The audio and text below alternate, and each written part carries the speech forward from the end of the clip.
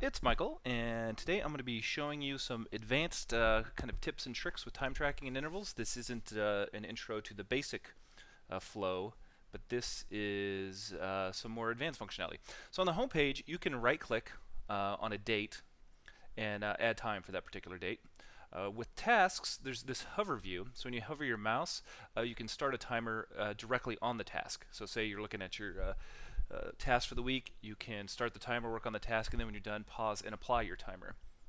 Also on the bottom half here, there's a quick add time link for the homepage, but only when you're in the weekly view. That's not there in the monthly view.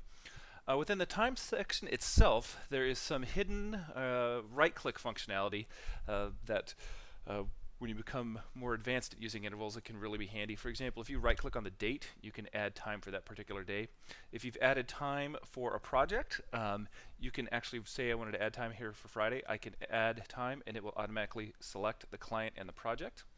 On the bottom half of the timesheet, you can copy individual time entries. So say you were working on this with somebody else, or you do the same thing the next day, you can click on this copy icon, change the date or change the person, and copy the time entry that way. Out here in time, add multiple time entries. If you need to add a bunch of entries at once, instead of adding them on the timesheet and then copying them, you can actually add one line here. So I have an example of attending the South by Southwest this year, and you can just copy this time entry. And if you've ever been to South by Southwest or some sort of crazy conference, it's really hard to track time while you're actually there. Probably not feasible to track time while you're actually there, but it's easy to add it after the fact. Doing this mechanism, you can actually add your whole team at once. Missing timesheets. This was a feature we launched not too long ago.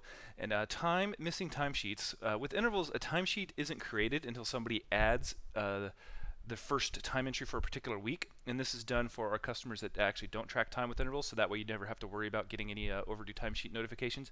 But if you're looking and trying to find out if somebody hasn't tracked any time for a particular week, that's what the missing timesheets functionality is for. And you can also save these filters as well. And then one last trick. Within tasks, there you can copy time entries as well. So out here in the time tab, if you add a time entry, you can copy it, edit, or delete it. So hopefully this helps with some of the more advanced functionality of time tracking.